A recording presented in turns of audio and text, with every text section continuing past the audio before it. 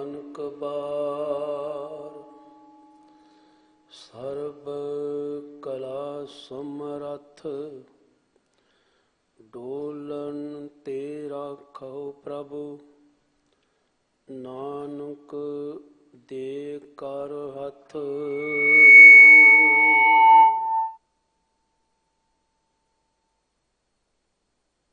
कवण गुण कह कह गावा तू साहिब गुणी निधना।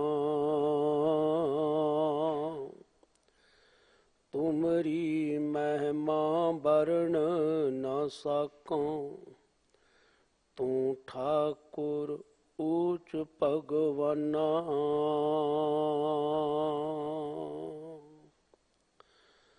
निरंकारी निरंजनी जोत ਸਾਹਿਬ ਸ੍ਰੀ ਗੁਰੂ ਨਾਨਕ ਦੇਵ ਮਹਾਰਾਜ ਜੀ ਦੇ 8ਵੇਂ ਜੋਤੀ ਸਰੂਪ ਬਾਲਾ ਪ੍ਰੀਤਮ ਸਾਹਿਬ ਸ੍ਰੀ ਗੁਰੂ ਹਰਕ੍ਰਿਸ਼ਨ ਸਾਹਿਬ ਮਹਾਰਾਜ ਜੀ ਦੇ ਮੁਕੱਦਸ ਚਰਨ ਛੋਹ ਪ੍ਰਾਪਤ ਇਤਿਹਾਸਕ ਅਸਥਾਨ ਗੁਰਦੁਆਰਾ ਬੰਗਲਾ ਸਾਹਿਬ ਜੀ ਵਿਖੇ ਦੀਨ ਦੁਨੀਆ ਦੇ ਵਾਲੀ ਗਿਆਨ ਦੇ ਸਾਗਰ ਸਰਬ ਸ਼ਕਤੀਮਾਨ ਰੂਹਾਨੀਅਤ ਦੇ ਮੁਜੱਸਮੇ ਸਮੁੱਚੀ ਮਾਨਵਤਾ ਦੇ ਰਹਿਬਰ ਚਵਰ ਛਤਰ ਤਖਤ ਦੇ ਮਾਲਕ ਜੁਗੋ ਜੁਗ ਅਟਲ ਪ੍ਰਤੱਖ ਤੇ ਸਮਰੱਥ ਸਤਿਗੁਰੂ ਸ੍ਰੀ ਗੁਰੂ ਗ੍ਰੰਥ ਸਾਹਿਬ ਮਹਾਰਾਜ ਜੀ ਦੀ ਮੁਕੱਦਸ ਹਜ਼ੂਰੀ ਅੰਦਰ ਜੁੜ ਬੈਠੇ ਸਮੂਹ ਸਤ ਸੰਗੀ ਜਨੋ ਵਾਹਿਗੁਰੂ ਜੀ ਕਾ ਖਾਲਸਾ ਵਾਹਿਗੁਰੂ ਜੀ ਕੀ ਫਤਿਹ। ਵਾਹਿਗੁਰੂ ਅਕਾਲ ਪੁਰਖ ਜੀ ਦੀ ਬਖਸ਼ਿਸ਼ ਦੇ ਸਦਕਾ ਜੋ ਦਿੱਲੀ ਸਿੱਖ ਗੁਰਦੁਆਰਾ ਪ੍ਰਬੰਧਕ ਕਮੇਟੀ ਦੇ ਵੱਲੋਂ ਸੱਚੇ ਪਾਤਸ਼ਾਹ ਜੀ ਦੀ ਮਹਾਨ ਬਖਸ਼ਿਸ਼ ਦੇ ਪਾਤਰ ਬਣਦਿਆਂ ਹੋਇਆਂ ਲੰਮੇਰੇ ਸਮੇਂ ਤੋਂ ਧੰਨ ਸ੍ਰੀ ਗੁਰੂ ਗ੍ਰੰਥ ਸਾਹਿਬ ਮਹਾਰਾਜ ਜੀ ਦੀ ਅੰਮ੍ਰਿਤਮਈ ਬਾਣੀ ਦੀ ਕਥਾ ਵਿਚਾਰ ਦਾ ਸ਼ੁਭ ਕਾਰਜ ਆਰੰਭਿਆ ਹੋਇਆ ਹੈ ਔਰ ਤਿਸ ਦੇ ਸਬੰਧ ਵਿੱਚ ਅੰਮ੍ਰਿਤ ਵੇਲੇ ਤੋਂ ਸੱਜੇ ਹੋਏ ਗੁਰੂ ਦਰਬਾਰ ਅੰਦਰ ਅੰਮ੍ਰਿਤਮਈ ਬਾਣੀ ਦੇ ਪਾਠ ਕੀਰਤਨ ਵਿਖਿਆਨ ਉਪਰੰਤ ਲੜੀਵਾਰ ਗੁਰ ਸ਼ਬਦ ਦੀ ਵਿਚਾਰ ਸਾਂਝ ਕਰਨ ਤੋਂ ਪਹਿਲਾਂ ਆਓ ਬੜੇ ਪਿਆਰ ਅਦਬ ਦੇ ਨਾਲ ਸਤਿਗੁਰੂ ਸੱਚੇ ਪਾਤਸ਼ਾਹ ਜੀ ਦੇ ਪਿਆਰ ਅਸੀਸ ਨੂੰ ਪ੍ਰਾਪਤ ਕਰਦਿਆਂ ਉਚਾਰਨ ਕਰੀਏ ਜੀ। ਸਤਨਾਮ ਵਾਹਿਗੁਰੂ ਸਾਹਿਬ ਜੀ। ਜਿਸ ਮੁਬਾਰਕ ਸ਼ਬਦ ਦੀ ਆਪਾਂ ਨੇ ਵਿਚਾਰ ਸਾਂਝ ਕਰਨ ਦੀ ਕੋਸ਼ਿਸ਼ ਕਰਨੀ ਹੈ ਸੋ ਉਸ ਅੰਮ੍ਰਿਤਮਈ ਪਾਵਨ ਫਰਮਾਨ ਦੇ ਮੂਲ ਪਾਠ ਆਪ ਜੀ ਨੇ ਸਿੰਘ ਸਾਹਿਬ ਗਿਆਨੀ ਰਣਜੀਤ ਸਿੰਘ ਜੀ ਮੁੱਖ ਗ੍ਰੰਥੀ ਗੁਰਦੁਆਰਾ ਸ੍ਰੀ ਬੰਗਲਾ ਸਾਹਿਬ ਜੀ ਦੀ ਰਸਨਾ ਤੋਂ ਸ਼ਰਵਣ ਕੀਤਾ ਹੈ ਔਰ ਇਹ ਪਾਵਨ ਸ਼ਬਦ ਵਾਰਾਂ ਤੇ ਵਧੀਕ ਉਚਾਰਨ ਕੀਤੇ ਗਏ ਸਲੋਕਾਂ ਦੇ ਵਿੱਚੋਂ ਜਾਂ ਇੰਜ ਕਹਿ ਲਈਏ ਵਾਰਾਂ ਤੇ ਵਧੀਕ ਸਰਲੇਖ ਹੇਠ ਉਚਾਰਨ ਕੀਤੀ ਗਈ ਅੰਮ੍ਰਿਤਮਈ ਬਾਣੀ ਵਿੱਚੋਂ ਪਹਿਲੇ ਪਾਤਸ਼ਾਹ ਸਾਹਿਬ ਸ੍ਰੀ ਗੁਰੂ ਨਾਨਕ ਦੇਵ ਮਹਾਰਾਜ ਜੀ ਦੇ ਮੁਖਾਰਬਿੰਦ ਤੋਂ ਉਚਾਰਨ ਕੀਤਾ ਹੋਇਆ ਇਹ ਪਾਵਨ ਸ਼ਬਦ ਸ੍ਰੀ ਗੁਰੂ ਗ੍ਰੰਥ ਸਾਹਿਬ ਮਹਾਰਾਜ ਜੀ ਦੇ ਮੁਕੱਦਸ ਅੰਗ 1410 ਦੇ ਉੱਪਰ ਸ਼ੋਭਨੀਕ ਹੈ। ਸਤਿਗੁਰੂ ਸੱਚੇ ਪਾਤਸ਼ਾਹ ਜੀ ਨੇ ਸਮੁੱਚੀ ਮਾਨਵਤਾ ਦੇ ਉੱਪਰ ਕਿਰਪਾ ਕਰਦਿਆਂ ਹੋਇਆਂ ਸਰਬ ਸਾਂਝਾ ਉਪਦੇਸ਼ ਦਿੰਦਿਆਂ ਹੋਇਆਂ ਅਸਾਂ ਜੀਵਾਂ ਨੂੰ ਬੜੇ ਹੀ ਪਿਆਰ ਦੇ ਨਾਲ ਔਰ ਬੜੇ ਹੀ ਸਰਲ ਤੇ ਸੁਖੈਣ ਸ਼ਬਦਾਂ ਦੇ ਰਾਹੀਂ ਸਮਝਾਉਣ ਦਾ ਮਹਾਨ ਉਪਕਾਰ ਕੀਤਾ ਹੈ ਕਿਉਂਕਿ ਮਨੁੱਖ ਦੀ ਇੱਕ ਚਾਹਤ ਹੈ ਕਿ ਮੈਂ ਇਸ ਦੁਨੀਆ ਦੇ ਬਾਬਤ ਕੁਛ ਜਾਣ ਲਵਾਂ ਔਰ ਜਿੰਨੀ ਕਿਸ ਨੂੰ ਸਮਝ ਪਈ ਉਸ ਤੋਂ ਵਧਾ ਚੜਾ ਕੇ ਇਸ ਨੇ ਪੇਸ਼ਕਾਰੀ ਵੀ ਕੀਤੀ ਕਿ ਮੈਨੂੰ ਦੁਨੀਆਦਾਰੀ ਦੀ ਬੜੀ ਸਮਝ ਪੈ ਗਈ ਹੈ, ਮੇਰੇ ਕੋਲ ਬੜੀ ਲਿਆਕਤ ਹੈ, ਪਰੰਤੂ ਸੱਚ ਇਹ ਹੈ कि इस दुनिया के बारे जाणदिया होया कुछ भी हथ पल्ले नहीं आता। कई दफा तुसां ने सतगुरु सच्चे पातशाह जी के अमृत बचना की विचार की होवेगी। वेद कतेब इफतरा पाई दिल का फिक्र ना जाए, टुक दम करारी जाओ करो हाजिर हजूर खुदाए, बंदे खोज दिल हर रोज ना फिर परेशानी माहे, यह जो दुनिया सेहर मेला दस्तगीरी नाहे रहाओ। असीं चाहे चार वेदां की गल कर लीए ते चाहे असीं चार कतेबां की गल कर लीए, धार्मिक ग्रंथ पोथियां नूं पढ़ना कोई माड़ी गल नहीं, पढ़ना चाहिए। परंतु बहस बसइये विच पैना कि मेरे कोल बड़ी लियाकत है, मेरे कोल बड़ी सियाणप है, मैं बड़ा कुछ जान लिया है, इस गल तो असीं विहूणे रह जाने आ ते केवल अपने समय की बर्बादी करते हैं। अगर असी दसे हुए इन्हां विखावे दे कर्मां नूं करन विच लग जाइए तो कई जन्म असी संसार ते आ जाइए, सच है उन्हां असी कर्म कांडां नूं कदी भी मुकम्मल रूप दे विच नहीं निभा सकते, क्योंकि सब तो पहली गल मनुख ने ज़्यादातर भरम नूं धर्म समझिया होया है ते इस भरम दे अधीन उसने बहुत सारे भरम पाले हुए ने। किसी ने समझ लिया कि रब जिहड़ा है वो सतवें आसमान ते रहिंदा है, जिवें सामी मतां दी विचार है। इस तरह सनातनी मत की विचार सी कि जो वाहिगुरु अकाल पुरख है, भगवान है, वो दखण दे विच रहिंदा है। किसी ने कहता वो कृष्ण मूर्ति विच रहिंदा है, जिवें असीं सतगुरां दे अमृत बोल पढ़ते हैं, दखण देश हरि का बासा, पश्चिम अलै मुकामा, दिल में खोज दिले दिल खोजो यही ठौर मुकामा। इस तरह बंदा बाहरली भटकणा दे विच पिया होया है। परंतु सच है कि दुनिया विच विचरदिया होया ये इवें है जिवें एक जादू का खेड होवे। शेर कहंदे ने जादू नूं मेला हुंदी है खेड, यह जो दुनिया सेहर मेला दस्तगीरी नाहे दस्त हथ गिरी पकड़ना, हथ विच कुछ भी नहीं आता। इस वास्ते जो वाहिगुरु अकाल पुरख है उस दे नाल सांझ पाउणी, उस दे मिलाप प्यार दे पात्र बनना, ये साडे जीवन का मूल मकसद सी। परंतु सानू समझाउण वाला कोई ऐसा सज्जन मित्र ना मिलिया, जगत कुराहे पै गया और भुलिया होया नूं कुराहे पिया होया नूं होर कुराहे पाया जान लग्या। जे असीं इस दुनिया की हालत नूं होर भी सौखे ढंग नाल समझना होवे ते भाई साहब भाई गुरदास जी की रसना तो उच्चारण की हुई वार दे विचों एक पौड़ी नूं वाच लीए, जिस दे अंदर उन्होंने सारा नक्शा खिंच के रख दिता।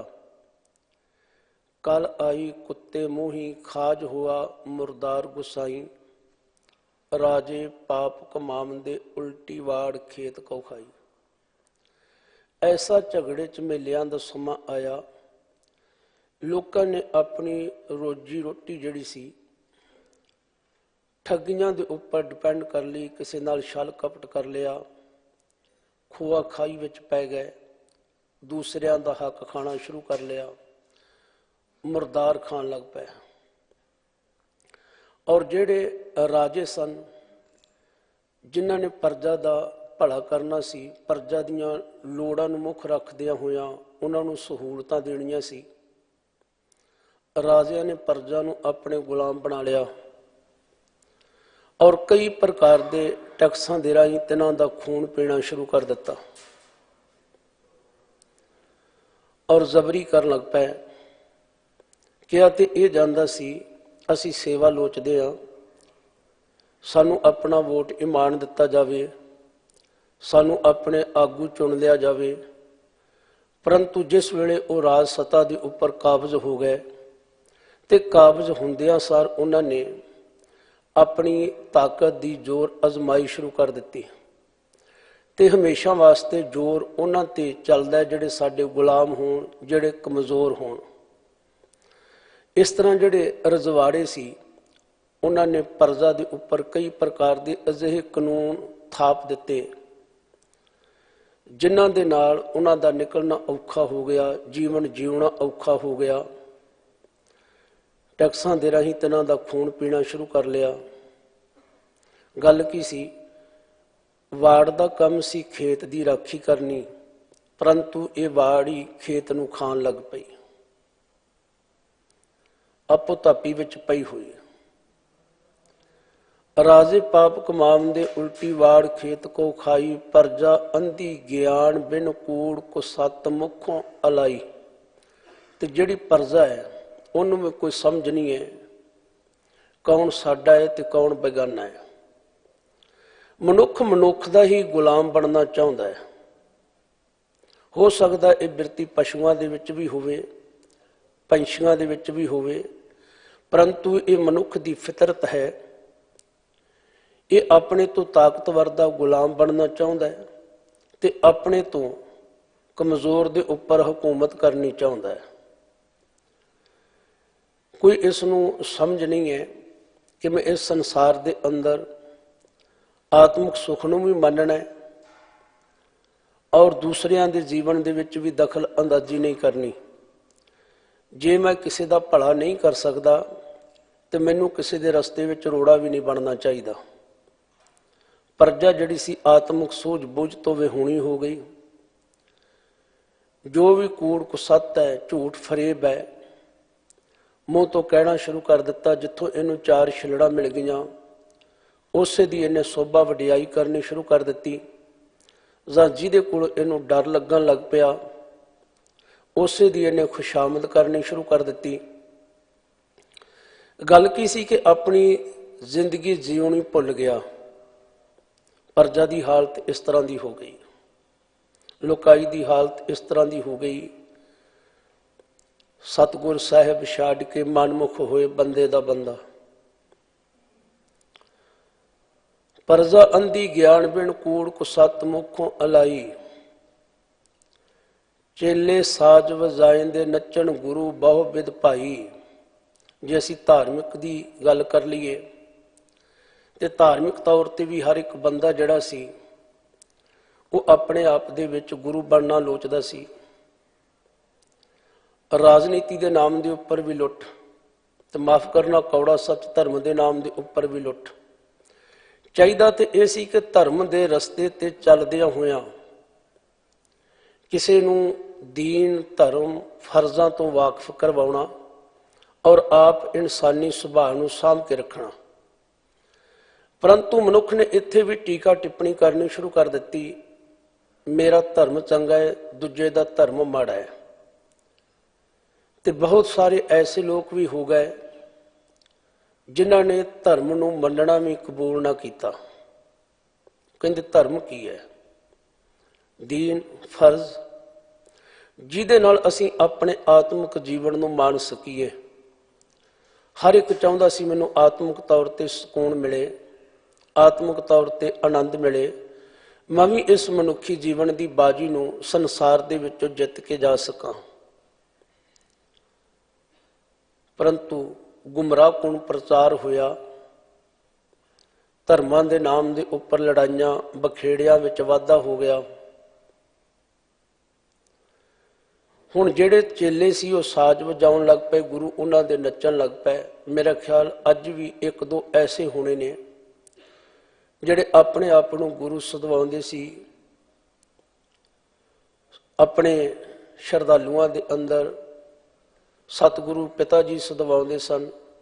ਲੋਕਾਂ ਦੀਆਂ ਧੀਆਂ ਭੈਣਾਂ ਨੂੰ ਨਚਾਉਣ ਵਾਲੇ ਅੱਜ ਜੇਲ੍ਹਾਂ ਦੀਆਂ ਸਲਾਖਾਂ ਦੇ ਪਿੱਛੇ ਨੇ। ਮੈਂ ਕੇਵਲ ਇੱਕ ਦੋ ਦੀ ਗੱਲ ਕੀਤੀ, ਹੋ ਸਕਦਾ ਹੈ ਤੋਂ ਵੱਧ ਹੋਣ। ਚੇਲੇ ਸਾਜ ਵਜਾਇਂਦੇ ਨੱਚਣ ਗੁਰੂ ਬਹੁ ਬਿਦ ਭਾਈ। ਸੇਵਕ ਬੈਠਣ ਘਰਾਂ ਵਿੱਚ ਗੁਰ ਉੱਠ ਘਰੀ ਤਿਨਾੜੇ ਜਾਈ। ਸੇਵਕ ਆਪਣੇ ਘਰਾਂ ਵਿੱਚ ਬੈਠੇ ਹੋਏ ਨੇ ਤੇ ਜਿਨ੍ਹਾਂ ਦੇ ਮਨ ਦੇ ਅੰਦਰ ਭਰਮ ਪੈਦਾ ਹੋ ਗਿਆ ਕਿ ਮੈਂ ਗੁਰੂ ਹਾਂ, ਮੈਂ ਪਬਲਿਕ ਨੂੰ ਕਿਵੇਂ ਲੁੱਟਣਾ ਹੈ, ਕਿਵੇਂ ਕੁੱਟਣਾ ਹੈ, ਉਹਨਾਂ ਦੇ ਘਰਾਂ ਵਿੱਚ ਉੱਠ ਕੇ ਜਾਂਦੇ ਨੇ। ਗੁਰਮੁਖੋ ਸੱਚ ਹੈ, ਅਜੋਕੇ ਸਮੇਂ ਦੇ ਅੰਦਰ ਤੁਸੀਂ ਕਿਸੇ ਵੀ ਨਾਮਵਾਰ ਵਿਅਕਤੀ ਦੀ ਗੱਲ ਕਰ ਲਓ ਕਿ ਹਾਂ ਭਾਈ ਫਲਾਣਾ ਬੰਦਾ ਬੜਾ ਸਾਧੂ ਹੈ, ਬੜਾ ਸੰਤ ਹੈ, ਹੋ ਸਕਦਾ ਕੋਈ ਵਿਰਲਾ ਟਾਵਾਂ ਹੋਵੇ, ਨਹੀਂ ਤੇ ਜ਼ਿਆਦਾਤਰ ਇਹੀ ਹੁੰਦਾ ਉਹਦੇ ਘਰ ਹੀ ਜਾਂਦੇ ਨੇ ਜਿੱਥੋਂ ਉਹਨਾਂ ਨੂੰ 4 ਛਿਲੜਾਂ ਦੀ ਪ੍ਰਾਪਤੀ ਹੋਣੀ ਹੋਵੇ। ਗਰੀਬ ਤੇ 10 ਰੁਪਏ ਮੱਥਾ ਟੇਕ ਦਵੇ ਉਹਦੇ ਵੱਲ ਚੰਗੀ ਤਰ੍ਹਾਂ ਵੇਖਦੇ ਵੀ ਨਹੀਂ, ਹੱਥ ਨੂੰ ਚਲਾ ਕੇ ਮਾਰਦੇ ਨੇ। ਆਪ ਤਿਨਾਂ ਦੇ ਗ੍ਰਹਿ ਵਿਖੇ ਜਾਂਦੇ ਨੇ ਕਿ ਕਿਤੇ ਸਾਡੇ ਤੋਰੀ ਫੁਲਕੇ ਦੇ ਵਿੱਚ ਕਿਸੇ ਪ੍ਰਕਾਰ ਦੀ ਕੋਈ ਕਮੀ ਨਾ ਆ ਜਾਵੇ। ਔਰ ਕਾਜੀ ਹੋਏ ਰਿਸ਼ਵਤੀ ਵੱਡੀ ਲੈ ਕੇ ਹੱਕ ਗਵਾਏ। ਜੇ ਅਸੀਂ ਗੱਲ ਕਰ ਲਈਏ ਧਾਰਮਿਕ ਲੋਕਾਂ ਦੀ, ਇੱਥੇ ਗੱਲ ਇਕੱਲੇ ਕਾਜੀ ਦੀ ਨਹੀਂ ਹੈ, ਕੋਈ ਵੀ ਧਾਰਮਿਕ ਆਗੂ ਹੋਵੇ, ਜਦੋਂ ਧਾਰਮਿਕ ਆਗੂ ਰਿਸ਼ਵਤਖੋਰ ਹੋ ਜਾਣ, ਠੱਗੀਆਂ ਮਾਰਨ ਲੱਗ ਪੈਣ, ਕਿਸੇ ਵੀ ਧਰਮ ਨਾਲ ਸੰਬੰਧਿਤ ਹੋਣ, ਕਿਉਂਕਿ ਬਹੁਤੀ ਵਾਰੀ ਇਸ ਤਰ੍ਹਾਂ ਹੁੰਦਾ ਹੈ ਅਸੀਂ ਇੱਕ ਕਮਿਊਨਿਟੀ ਨੂੰ ਟਾਰਗੇਟ ਬਣਾ ਲੈਂਦੇ, ਇੱਕ ਵਿਅਕਤੀ ਨੂੰ ਬਣਾ ਲੈਂਦੇ, ਪਰੰਤੂ ਗੁਰਬਾਣੀ ਦਾ ਫੈਸਲਾ ਕੀ ਹੈ? ਪਰਥਾਏ ਸਾਖੀ ਮਹਾਂਪੁਰਖ ਬੋਲਦੇ ਸਾਂਝੀ ਸਗਲ ਜਹਾਨੇ। ਇਸਤਰੀ ਪੁਰਖੇ ਦਾਮ ਹਿਤ ਭਾਵੇਂ ਆਏ ਕਿ ਥਾਉ ਜਾਈ ਵਰਤਿਆ ਪਾਪ ਸਗਲ ਜਗ ਮਾਈ। ਅਸੀਂ ਇਸ ਦੁਨੀਆ ਬਾਰੇ ਕੀ ਜਾਣ ਸਕਦੇ ਹਾਂ? ਇਸ ਵਾਸਤੇ ਇਹ ਬੰਦਿਆ ਚੰਗੀ ਗੱਲ ਹੈ ਤੂੰ ਦੁਨੀਆ ਦੀ ਖੁਸ਼ਾਮਦ ਕਰਨੀ ਛੱਡ ਦੇ ਔਰ ਦੀਨ ਵਾਲੇ ਪਾਸੇ ਨੂੰ ਤੁਰ। ਦੁਨੀਆ ਨਾ ਸਲਾਹੇ ਜੋ ਮਰ ਵੰਝਸੀ, ਲੋਕਾਂ ਨਾ ਸਲਾਹੇ ਜੋ ਮਰ ਖਾਕ ਥੀ। ਵਾਹ ਮੇਰੇ ਸਾਹਿਬਾ ਵਾਹ। ਔਰ ਇਹ ਜੋ ਦੁਨੀਆ ਹੈ ਸਦੀਮ ਕਾਲ ਨਿਭਣ ਵਾਲੀ ਨਹੀਂ। ਨਾ ਅਸੀਂ ਦੁਨੀਆ ਦਾ ਅੰਤ ਪਾ ਸਕਦੇ ਹਾਂ, ਭੇਦ ਪਾ ਸਕਦੇ ਹਾਂ, ਤੇ ਨਾ ਅਸੀਂ ਸੰਸਾਰਿਕ ਜੀਵਨ ਜਿਉਂਦਿਆਂ ਹੋਇਆਂ ਕਿਸੇ ਨੂੰ ਖੁਸ਼ ਕਰ ਸਕਦੇ ਹਾਂ। ਮੈਂ ਕਈ ਦਫਾ ਬੇਨਤੀ ਕਰਦਾ ਗੁਰਮੁਖੋ, ਦੁਨੀਆ ਸਾਰੀ ਨੂੰ ਖੁਸ਼ ਕਰਨਾ ਤੇ ਬੜੀ ਦੂਰ ਦੀ ਗੱਲ ਹੈ। ਅਸੀਂ ਆਪਣੇ ਪਰਿਵਾਰ ਦੇ 4 ਮੈਂਬਰਾਂ ਨੂੰ ਨਹੀਂ ਖੁਸ਼ ਰੱਖ ਸਕਦੇ। ਹੋਰ ਤਾਂ ਹੋਰ ਜੇ ਅਸੀਂ ਮਨ ਦੇ ਪਿੱਛੇ ਤੁਰ ਪਈਏ, ਅਸੀਂ ਆਪਣੇ ਮਨ ਨੂੰ ਵੀ ਖੁਸ਼ ਨਹੀਂ ਰੱਖ ਸਕਦੇ।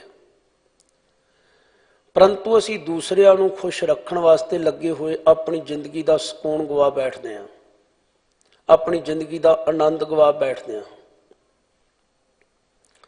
ਸਤਿਗੁਰੂ ਸੱਚੇ ਪਾਤਸ਼ਾਹ ਜੀ ਨੇ ਬੜੀ ਕਿਰਪਾ ਕੀਤੀ ਹੈ। ਨਾਨਕ ਦੁਨੀਆ ਕੈਸੀ ਹੋਈ। ਹੇ ਨਾਨਕ, ਇਹ ਦੁਨੀਆ ਕਿਸ ਤਰ੍ਹਾਂ ਦੀ ਹੈ? ਆਪੋ ਧਾਪੀ ਵਿੱਚ ਲੱਗੀ ਹੋਈ, ਪ੍ਰਭੂ ਪਿਆਰੇ ਦੀ ਯਾਦ ਤੋਂ ਵੇ ਹੋਣੀ ਹੋਈ। ਇਸ ਦੀ ਹਾਲਤ ਕਿਵੇਂ ਦੀ ਬਣ ਚੁੱਕੀ ਹੈ? ਨਾਨਕ ਦੁਨੀਆ ਕੈਸੀ ਹੋਈ, ਸਾਲਕ ਮਿੱਤ ਨਾ ਰਹਿਓ ਕੋਈ। ਕੋਈ ਵੀ ਐਸਾ ਨਹੀਂ ਹੈ ਜਿਹੜਾ ਜੀਵਨ ਦਾ ਸਹੀ ਰਸਤਾ ਦਿਖਾਉਣ ਵਾਲਾ ਸਾਡਾ ਮਿੱਤਰ ਪਿਆਰਾ ਹੋਵੇ। ਕੋਈ ਦਿਖਾਈ ਨਹੀਂ ਦਿੰਦਾ। ਹਰ ਇੱਕ ਜਿਹੜਾ ਹੈ ਉਹ ਆਪਣੇ ਨਿੱਜੀ ਮੁਫਾਦਾਂ ਵਾਸਤੇ ਜੁੜਿਆ ਹੋਇਆ ਹੈ। ਅਸੀਂ ਇਹਨੂੰ ਇਸ ਢੰਗ ਨਾਲ ਵੀ ਸਮਝ ਲਈਏ ਨਾ, ਆਪਾਂ ਕਿਸੇ ਦੀ ਗੱਲ ਨਾ ਕਰੀਏ, ਕੇਵਲ ਆਪਣੀ ਗੱਲ ਹੀ ਕਰੀਏ। ਅਸੀਂ ਕਿਸੇ ਨੂੰ ਆਪਣਾ ਮਿੱਤਰ ਬਣਾਉਣਾ ਹੋਵੇ ਤੇ ਪਹਿਲਾਂ ਅਸੀਂ ਇਹ ਦੇਖਦੇ ਹਾਂ ਇਹਦੇ ਨਾਲ ਦੋਸਤੀ ਕਰਨ ਨਾਲ ਸਾਨੂੰ ਫਾਇਦਾ ਕੀ ਹੋਵੇਗਾ। ਜੇ ਮੈਂ ਇਹਦੇ ਨਾਲ ਰਿਸ਼ਤੇਦਾਰੀ ਜੋੜ ਲਵਾਂ ਤੇ ਮੈਨੂੰ ਫਾਇਦਾ ਕੀ ਹੋਵੇਗਾ। ਤਕਰੀਬਨ ਅਸੀਂ ਆਪਣੀਆਂ ਲੋੜਾਂ ਨੂੰ, ਆਪਣੀਆਂ ਗਰਜਾਂ ਨੂੰ ਮੁੱਖ ਰੱਖਦਿਆਂ ਹੋਇਆਂ, ਆਪਣੇ ਫਾਇਦੇ ਨੂੰ ਮੁੱਖ ਰੱਖਦਿਆਂ ਹੋਇਆਂ ਕਿਸੇ ਨਾਲ ਦੋਸਤੀ ਕਰਦੇ ਹਾਂ, ਕਿਸੇ ਨਾਲ ਮਿੱਤਰਤਾਈ ਕਰਦੇ ਹਾਂ। ਪਰੰਤੂ ਸੱਚ ਇਹ ਹੈ ਜਿਹਦੇ ਨਾਲ ਅਸੀਂ ਦੋਸਤੀ ਮਿੱਤਰਤਾਈ ਕਰਦੇ ਹਾਂ, ਜੋ ਸਾਡੇ ਵੱਲ ਨੂੰ ਹੱਥ ਵਧਾਉਂਦਾ ਹੈ, ਹੋ ਸਕਦਾ ਉਹਦੇ ਮਨ ਦੇ ਵਿੱਚ ਵੀ ਇਹੀ ਚੱਲ ਰਿਹਾ ਹੋਵੇ ਜੋ ਮੇਰੇ ਮਨ ਦੇ ਅੰਦਰ ਸੀ। ਜਿੰਨਾ ਕੀ ਮੈਂ ਆਸੜੀ ਤਿਨਾ ਮਹਿੰਜੀ ਆਸ। ਜਿਨ੍ਹਾਂ ਦੀ ਮੈਨੂੰ ਆਸ ਸੀ ਉਹਨਾਂ ਨੂੰ ਮੇਰੀ ਆਸ ਸੀ। ਔਰ ਸੱਚ ਦੀ ਗੱਲ ਕਰਨ ਵਾਲਾ, ਧਰਮ ਦੀ ਗੱਲ ਕਰਨ ਵਾਲਾ, ਸਾਨੂੰ ਆਪਣੀ ਜ਼ਿੰਦਗੀ ਦੇ ਸਕੂਨ ਨੂੰ ਮਾਨਣ ਦੀ ਗੱਲ ਦੱਸਣ ਵਾਲਾ ਕੋਈ ਨਹੀਂ ਦਿਸਦਾ। ਮਨੁੱਖ ਜਿਹੜਾ ਉਹ ਭਟਕਿਆ ਹੋਇਆ ਹੈ, ਭਟਕਿਆ ਹੋਇਆ ਹੈ। ਔਰ ਭਟਕਣਾ ਦੇ ਤਹਿਤ ਉਸ ਦੇ ਮਨ ਦੇ ਅੰਦਰ ਲੱਗਿਆ ਹੋਇਆ ਹੈ ਕਿ ਮੇਰੇ ਕੋਲ ਰਾਸਤਾ ਹੋਣੀ ਚਾਹੀਦੀ ਹੈ, ਮੇਰੇ ਕੋਲ ਧਨ ਦੌਲਤ ਹੋਣਾ ਚਾਹੀਦਾ ਹੈ, ਜ਼ਮੀਨ ਜਾਇਦਾਦ ਹੋਣੀ ਚਾਹੀਦੀ ਹੈ। ਗੱਲ ਕੀ, ਕੋਈ ਆਪਣੇ ਤਨ ਨਾਲ ਜੁੜਿਆ ਹੋਇਆ ਹੈ, ਕੋਈ ਧਨ ਨਾਲ ਜੁੜਿਆ ਹੋਇਆ, ਕੋਈ ਅੰਨ ਨਾਲ ਜੁੜਿਆ ਹੋਇਆ ਹੈ। ਧੰਨ ਗੁਰੂ ਨਾਨਕ ਸਾਹਿਬ ਮਹਾਰਾਜ ਜੀ ਨੇ ਬੜੀ ਕਿਰਪਾ ਕੀਤੀ। ਆਸਾ ਕੀ ਵਾਰ ਦੇ ਅੰਦਰ ਕੂੜ ਰਾਜਾ, ਕੂੜ ਪਰਜਾ, ਕੂੜ ਸਭ ਸੰਸਾਰ, ਕੂੜ ਮੰਡਪ, ਕੂੜ ਮਾੜੀ, ਕੂੜ ਬੈਸਨਹਾਰ, ਕੂੜ ਸੋਇਨਾ, ਕੂੜ ਰੂਪਾ, ਕੂੜ ਪਹਿਨਣਹਾਰ, ਕੂੜ ਕੱਪੜ, ਕੂੜ ਕਾਇਆ, ਕੂੜ ਕੱਪੜ, ਕੂੜ ਰੂਪ ਅਪਾਰ। ਜਦੋਂ ਅਸੀਂ ਸਾਰੀ ਪੌੜੀ ਨੂੰ ਵਾਚਦੇ ਹਾਂ ਨਾ, ਤੇ ਸਤਿਗੁਰੂ ਸੱਚੇ ਪਾਤਸ਼ਾਹ ਜੀ ਸਮਝਾਉਂਦੇ ਨੇ, ਕਿਸ ਨਾਲ ਕੀਚੇ ਦੋਸਤੀ ਸਭ ਜਗ ਚੱਲਣ ਹਾਰ। ਅਸੀਂ ਜਿਹੜੀ ਚੀਜ਼ ਨੂੰ ਵੀ ਆਪਣਾ ਸਮਝਿਆ ਉਸ ਦੀਮ ਨਾਲ ਨਿਭਣ ਵਾਲੀ ਨਹੀਂ ਹੈ, ਪਰੰਤੂ ਸੱਚ ਇਹ ਹੈ, ਇਹ ਜੋ ਕੂੜ ਹੈ, ਜੋ ਨਾਸ਼ਵੰਤ ਹੈ, ਇਹ ਸਾਨੂੰ ਬੜੀ ਮਿੱਠੀ ਲੱਗਦੀ ਹੈ। ਕੂੜ ਮਿੱਠਾ, ਕੂੜ ਮਾਖਿਓਂ, ਕੂੜ ਡੋਬੇ ਪੂਰ। ਸਾਨੂੰ ਇਹ ਨਾਸ਼ਵੰਤਾ ਜਿਹੜੀ ਹੈ ਬੜੀ ਪਿਆਰੀ ਲੱਗਦੀ ਹੈ, ਬੜੀ ਮਿੱਠੀ ਲੱਗਦੀ ਹੈ। ਮਨੁੱਖ ਇਹਦੇ ਨਾਲ ਜੁੜਿਆ ਹੋਇਆ ਹੈ। ਇਸ ਤਰ੍ਹਾਂ ਜਦੋਂ ਇਹਨੂੰ ਕੋਈ ਸੱਚ ਦਾ ਰਸਤਾ ਦਿਖਾਉਣ ਵਾਲਾ ਨਾ ਦਿਸਿਆ, ਜਾਂ ਇਸ ਨੇ ਕੋਸ਼ਿਸ਼ ਨਾ ਕੀਤੀ, ਹਨੇਰਗਰਦੀ ਦੇ ਅੰਦਰ ਘੁੰਮਦਾ ਰਿਹਾ, ਉਸ ਵੇਲੇ ਕੇਵਲ ਤੇ ਕੇਵਲ ਇਹ ਪਰਿਵਾਰਕ ਮੋਹ ਦੀ ਦਲਦਲ ਦੇ ਵਿੱਚ ਬੁਰੀ ਤਰ੍ਹਾਂ ਧੱਸਦਾ ਗਿਆ। ਭਾਈ ਬੰਦੀ ਹੇਤ ਝੁਕਾਇਆ ਹੇਤ ਹੁੰਦਾ ਹੈ ਪਿਆਰ। ਵਾਹਿਗੁਰੂ ਅਕਾਲ ਪੁਰਖ ਜੀ ਦੇ ਨਾਲ ਮੁਹੱਬਤ ਕਰਨੀ, ਉਹਦੇ ਪਿਆਰ ਦੇ ਪਾਤਰ ਬਣਨਾ, ਕੇਵਲ ਭਾਈ ਬੰਦੀ ਵਿੱਚ ਲੱਗਿਆ ਹੋਇਆ, ਸੰਸਾਰਿਕ ਸਮਾਜਿਕ ਰਿਸ਼ਤਿਆਂ ਦੇ ਵਿੱਚ ਬੱਝਿਆ ਹੋਇਆ, ਪ੍ਰਭੂ ਪਿਆਰੇ ਦੇ ਪ੍ਰੇਮ ਤੋਂ ਵਿਹੂਣਾ ਹੋ ਗਿਆ। ਕਈ ਵਾਰ ਅਸੀਂ ਦੇਖਦੇ ਹਾਂ, ਸਾਡੇ ਪਰਿਵਾਰ ਦਾ ਕੋਈ ਮੈਂਬਰ ਹੋਵੇ, ਸਾਡਾ ਧੀ ਪੁੱਤ ਹੋਵੇ, ਉਹ ਗਲਤੀ ਕਰ ਲੈਂਦਾ ਹੈ, ਭੁੱਲ ਕਰ ਲੈਂਦਾ ਹੈ। ਅਸੀਂ ਉਸ ਗਲਤੀ ਨੂੰ ਕਬੂਲ ਕਰਨ ਦੀ ਬਜਾਏ, ਜਾਂ ਅਸੀਂ ਆਪਣੇ ਧੀ ਪੁੱਤਰ ਨੂੰ ਸਮਝਾਉਣ ਦੀ ਬਜਾਏ, ਸਗੋਂ ਉਸ ਦੀ ਪਿੱਠ ਥਾਪੜਦੇ ਹਾਂ ਤੇ ਉਸ ਦੀ ਕੀਤੀ ਹੋਈ ਗਲਤੀ ਦੇ ਉੱਪਰ ਪਰਦਾ ਪਾਉਣ ਦੀ ਕੋਸ਼ਿਸ਼ ਕਰਦੇ ਹਾਂ। ਬਲਕਿ ਦੂਸਰਿਆਂ ਨੂੰ ਅਸੀਂ ਦੱਸਦੇ, ਨਹੀਂ ਨਹੀਂ, ਇਹ ਮੇਰੇ ਪਰਿਵਾਰ ਦਾ ਮੈਂਬਰ, ਇਹ ਮੇਰਾ ਧੀ ਪੁੱਤ ਗਲਤ ਨਹੀਂ ਹੈ। ਬਲਕਿ ਉੱਥੇ ਅਸੀਂ ਆਪਣੇ ਇਨਸਾਨੀ ਸੁਭਾਅ ਨੂੰ ਗਵਾ ਬੈਠਦੇ ਹਾਂ, ਆਪਣੇ ਦੀਨ ਨੂੰ, ਆਪਣੇ ਧਰਮ ਨੂੰ ਗਵਾ ਬੈਠਦੇ ਹਾਂ। ਅਸੀਂ ਭਾਈ ਬੰਦੀ ਦੇ ਅੰਦਰ ਲੱਗੇ ਹੋਏ ਹਾਂ। ਪਰੰਤੂ ਕੌੜਾ ਸੱਚ ਤਾਂ ਇਹ ਵੀ ਹੈ, ਜਿੱਥੇ ਸਾਡੇ ਅੰਦਰ ਪਰਿਵਾਰਕ ਮੋਹ ਹੈ, ਪਰਿਵਾਰਕ ਮੋਹ, ਤੇ ਜ਼ਰੂਰੀ ਨਹੀਂ ਹੁੰਦਾ ਕਿ ਸੰਸਾਰਿਕ ਲੋਕਾਂ ਦੇ ਅੰਦਰ ਹੀ ਪਰਿਵਾਰਕ ਮੋਹ ਹੋਵੇ, ਜਾਂ ਰਾਜਨੀਤਿਕ ਲੋਕਾਂ ਦੇ ਅੰਦਰ ਹੀ ਪਰਿਵਾਰਕ ਮੋਹ ਹੋਵੇ। ਧਾਰਮਿਕ ਲੋਕਾਂ ਦੇ ਅੰਦਰ ਵੀ ਪਰਿਵਾਰਕ ਮੋਹ ਹੁੰਦਾ ਹੈ। ਇਸ ਗੱਲ ਨੂੰ ਅਸੀਂ ਬੜੇ ਸੌਖੇ ਢੰਗ ਦੇ ਨਾਲ ਸਮਝ ਸਕਦੇ ਹਾਂ। ਜਿਹੜਾ ਵਿਅਕਤੀ ਰਾਜਨੀਤੀ ਵਿੱਚ ਪੈਰ ਧਰ ਲੈਂਦਾ ਹੈ, ਉਹਦੀ ਕੋਸ਼ਿਸ਼ ਹੁੰਦੀ ਹੈ, ਅੱਜ ਮੈਂ ਰਾਜ ਸੱਤਾ ਨੂੰ ਮਾਣ ਰਿਹਾ, ਤੇ ਜਿਹੜੀ ਮੇਰੀ ਔਲਾਦ ਨੇ, ਮੇਰੇ ਧੀ ਪੁੱਤਰ ਨੇ, ਇਹ ਵੀ ਕੱਲ ਨੂੰ MLA MP ਹੋਣੇ ਚਾਹੀਦੇ ਆ। ਜੇ ਮੈਂ ਮੰਤਰੀ ਪਦ ਨੂੰ ਮਾਣਿਆ ਤੇ ਮੇਰੇ ਬੱਚੇ ਵੀ ਕੱਲ ਨੂੰ ਮੰਤਰੀ ਹੋਣੇ ਚਾਹੀਦੇ ਨੇ। ਬੇਸ਼ੱਕ ਉਹ ਬੱਚਾ ਉਨੀ ਲਿਆਕਤ ਨਾ ਰੱਖਦਾ ਹੋਵੇ, ਪਰਿਵਾਰ ਦਾ ਮੈਂਬਰ ਉਨੀ ਲਿਆਕਤ ਨਾ ਰੱਖਦਾ ਹੋਵੇ, ਪਰੰਤੂ ਪਰਿਵਾਰਕ ਮੋਹ ਵਿੱਚ ਬੱਝਾ ਹੋਇਆ ਵਿਅਕਤੀ ਉਹ ਦੂਸਰਿਆਂ ਦਾ ਘਾਣ ਕਰਨ ਤੋਂ ਵੀ ਗੁਰੇਜ਼ ਨਹੀਂ ਕਰਦਾ। ਅੱਜ ਵੀ ਅਸੀਂ ਦੇਖਦੇ ਹਿੰਦੁਸਤਾਨ ਦੇ ਅੰਦਰ ਕਿਸੇ ਵੀ ਸਟੇਟ ਦੀ ਗੱਲ ਕਰ ਲਈਏ, ਪਰਿਵਾਰਕ ਮੋਹ। ਜੇ ਅਸੀਂ ਧਾਰਮਿਕ ਲੋਕਾਂ ਦੀ ਗੱਲ ਕਰ ਲਈਏ, ਉਹਨਾਂ ਦੇ ਅੰਦਰ ਵੀ ਇਹ ਭਾਵਨਾ ਪਣਪਦੀ ਹੈ ਕਿ ਜੇ ਹੁਣ ਮੇਰੀ ਪੂਜਾ ਪ੍ਰਿਸ਼ਟੀ ਹੈ, ਮੇਰਾ ਅਦਬ ਸਤਿਕਾਰ ਹੈ, ਲੋਕ ਮੈਨੂੰ ਸ਼ਰਧਾ ਵਸ ਸੰਤ ਮਹਾਂਪੁਰਖ ਕਹਿੰਦੇ ਨੇ, ਮੇਰਾ ਅਦਬ ਕਰਦੇ ਨੇ, ਤੇ ਮੇਰਾ ਬੱਚਾ ਕੱਲ ਨੂੰ ਮੇਰੀ ਗੱਦੀ ਤੇ ਬੈਠਣਾ ਚਾਹੀਦਾ ਹੈ। ਉਹ ਬੱਚਾ ਭਾਵੇਂ ਨਸ਼ਈ ਹੋਵੇ, ਵਿਕਾਰੀ ਵਿਚਾਰੀ ਹੋਵੇ, ਪਰੰਤੂ ਫਿਰ ਵੀ ਉਹ ਕੁਝ ਲੋਕਾਂ ਨੂੰ ਸੱਦ ਕੇ ਆਪਣੇ ਬੱਚੇ ਨੂੰ ਦਸਤਾਰਬੰਦੀ ਕਰਵਾ ਦਿੰਦੇ ਨੇ। ਪਰਿਵਾਰਕ ਮੋਹ ਹੈ ਕਿ ਕੱਲ ਨੂੰ ਕੋਈ ਹੋਰ ਦੂਜਾ ਜਣਾ ਨਾ ਆ ਜਾਵੇ, ਇਹ ਜਿਹੜੀ ਮੇਰੀ ਪ੍ਰਾਪਰਟੀ, ਇਹਦਾ ਕੋਈ ਮਾਲਕ ਨਾ ਬਣ ਜਾਵੇ। ਜੇ ਅਸੀਂ ਸਮਾਜ ਦੀ ਗੱਲ ਕਰ ਲਈਏ, ਤੇ ਸਮਾਜਿਕ ਆਗੂ ਜਿਹੜਾ ਹੈ, ਉਹ ਵੀ ਆਪਣੇ ਆਪ ਨੂੰ, ਆਪਣੇ ਪਰਿਵਾਰ ਨੂੰ ਮੋਹਰੀ ਰੱਖੇਗਾ, ਔਰ ਨਾਲ ਦੀ ਨਾਲ ਇੱਥੋਂ ਤੱਕ ਦਾਅਵੇਦਾਰੀਆਂ ਜਤਾਵੇਗਾ, ਇਹ ਜ਼ਾਤ ਮੇਰੀ ਹੈ, ਇਹ ਕੌਮ ਮੇਰੀ ਹੈ। ਇਹ ਨਹੀਂ ਹੈ ਕਿ ਜੇ ਕੋਈ ਦੂਸਰੀ ਕਮਿਊਨਿਟੀ ਦਾ ਵਿਅਕਤੀ ਜਿਹੜਾ ਹੈ, ਪਹਿਲੀ ਤੇ ਗੱਲ ਗੁਰਮੁਖੋ, ਇਹ ਜੋ ਧਰਮ ਜਾਤਾਂ ਪਾਤਾਂ ਵਰਨ ਵੰਡ ਜਿਹੜੀ ਹੈ ਇਹ ਸ਼ੈਤਾਨੀ ਦਿਮਾਗ ਵਾਲਿਆਂ ਦੀ ਦੇਣ ਹੈ। ਕਿਉਂਕਿ ਕਲਗੀਧਰ ਪਾਤਸ਼ਾਹ ਜੀ ਦਾ ਹੁਕਮ ਹੈ, ਮਾਨਸ ਕੀ ਜਾਤ ਸਭੇ ਏਕੇ ਪਹਿਚਾਨਬੋ। ਮੈਂ ਸਿਰਫ ਬੇਨਤੀ ਕਰ ਰਿਹਾ ਸੀ ਦੁਨੀਆਦਾਰੀ ਲੋਕਾਂ ਦੀ। ਭਾਈ ਬੰਦੀ ਦੇ ਵਿੱਚ ਪਿਆ ਹੋਇਆ ਵਿਅਕਤੀ ਬਹੁਤ ਸਾਰੇ ਲੋਕਾਂ ਦੇ ਨਾਲ ਠੱਗੀਆਂ ਠੋਰੀਆਂ ਕਰਦਾ ਹੈ, ਲੋਕਾਂ ਨੂੰ ਗੁੰਮਰਾਹ ਕਰਦਾ ਹੈ, ਪਰੰਤੂ ਭੁੱਲ ਹੀ ਜਾਂਦਾ ਹੈ ਕਿ ਜਿਹੜਾ ਮੇਰੇ ਜੀਵਨ ਦਾ ਮਕਸਦ ਸੀ, ਜਿਹਦੇ ਬਾਬਤ ਮੇਰੇ ਸਤਿਗੁਰਾਂ ਨੇ ਕਿਹਾ ਸੀ ਕਿ ਸਾਚ ਕਹੂੰ ਸੁਣ ਲੇਹੋ ਸਭ ਹੈ, ਜਿਨ ਪ੍ਰੇਮ ਕੀਓ ਤਿਨ ਹੀ ਪ੍ਰਭ ਪਾਇਓ। ਉਸ ਵਾਹਿਗੁਰੂ ਅਕਾਲ ਪੁਰਖ ਦੇ ਪ੍ਰੇਮ ਮਿਲਾਪ ਨੂੰ ਇਗਨੋਰ ਕਰ ਦਿੰਦਾ ਹੈ, ਜੋ ਸਾਡੇ ਜੀਵਨ ਦਾ ਮੂਲ ਮਕਸਦ ਹੈ, ਪਰਮੇਸ਼ਰ ਦੇ ਨਾਲ ਮਿਲਾਪ ਹੋਣਾ। ਪਹਿਲੀ ਤੇ ਗੱਲ ਗੁਰਮੁਖੋਂ ਮਿਲਾਪ ਹੋਣਾ। ਕਿਸੇ ਵੀ ਅਸੀਂ ਵੱਡੇ ਬੰਦੇ ਨੂੰ ਮਿਲਣਾ ਹੋਵੇ, ਅਸੀਂ ਕੋਈ ਢੰਗ ਤਰੀਕਾ ਲੱਭਦੇ ਹਾਂ, ਕਿਹੜਾ ਵਿਅਕਤੀ ਮੈਨੂੰ ਉਹਦੇ ਨਾਲ ਮਿਲਾ ਸਕਦਾ ਹੈ। ਫਿਰ ਸਾਨੂੰ ਬੜਾ ਚਾਅ ਹੁੰਦਾ ਹੈ, ਸੁਭਾਵਿਕ ਹੈ, ਜਿਹਨੂੰ ਅਸੀਂ ਆਪਣੀਆਂ ਨਜ਼ਰਾਂ ਵਿੱਚ ਵੱਡਾ ਗਿਣਦੇ ਹੋਈਏ, ਉਹ ਸਾਨੂੰ ਮਿਲ ਪਵੇ, ਅਸੀਂ ਉਹਦੇ ਨਾਲ ਫੋਟੋ ਖਿਚਵਾਉਣੇ ਆ, ਉਹਦੇ ਨਾਲ ਹੱਥ ਮਿਲਾਉਣੇ ਆ, ਚਾਹ ਪੀਣੇ, ਇੰਨੇ ਵਿੱਚ ਅਸੀਂ ਬੜੇ ਖੁਸ਼ ਹੋ ਜਾਂਦੇ ਹਾਂ ਕਿ ਹਾਂ ਭਾਈ ਮੈਂ ਫਲਾਣੇ ਬੰਦੇ ਨੂੰ ਮਿਲਿਆ ਸੀ। ਔਰ ਵਾਹਿਗੁਰੂ ਅਕਾਲ ਪੁਰਖ ਦੇ ਨਾਲ ਮਿਲਾਪ ਕਰਨਾ ਤੇ ਮਿਲਣ ਤੋਂ ਬਾਅਦ ਉਹਦੇ ਪਿਆਰ ਦੇ ਪਾਤਰ ਬਣਨਾ। ਕਈ ਵਾਰ ਫਿਰ ਸਾਨੂੰ ਜੋ ਦੂਜੀ ਵਾਰ ਮਿਲਦੇ ਹਾਂ ਤੇ ਚੇਤਾ ਕਰਵਾਉਣਾ ਪੈਂਦਾ, ਜੀ ਮੈਂ ਤੁਹਾਨੂੰ ਫਲਾਣੇ ਸਮੇਂ ਫਲਾਣੇ ਨਾਲ ਮਿਲਿਆ ਸੀ। ਉਹ ਕਹਿੰਦਾ ਅੱਛਾ ਅੱਛਾ ਅੱਛਾ ਠੀਕ ਮਿਲੇ ਹੋ ਗਏ। ਇਹਦਾ ਮਤਲਬ ਅਸੀਂ ਉਹਦੇ ਦਿਲ ਵਿੱਚ ਜਗ੍ਹਾ ਨਹੀਂ ਬਣਾ ਸਕੇ, ਅਸੀਂ ਉਹਦੇ ਪਿਆਰ ਦੇ ਪਾਤਰ ਨਹੀਂ ਬਣ ਸਕੇ। ਵਾਹਿਗੁਰੂ ਅਕਾਲ ਪੁਰਖ ਦੇ ਨਾਲ ਮਿਲਾਪ ਹੋਣਾ ਤੇ ਉਹਦੇ ਪਿਆਰ ਦੇ ਪਾਤਰ ਬਣਨਾ, ਇਹ ਮਹਾਨ ਬਖਸ਼ਿਸ਼ ਕੇਵਲ ਤੇ ਕੇਵਲ ਸਤਿਗੁਰੂ ਦੀ ਕਿਰਪਾ ਨਾਲ ਹੋ ਸਕਦੀ ਹੈ।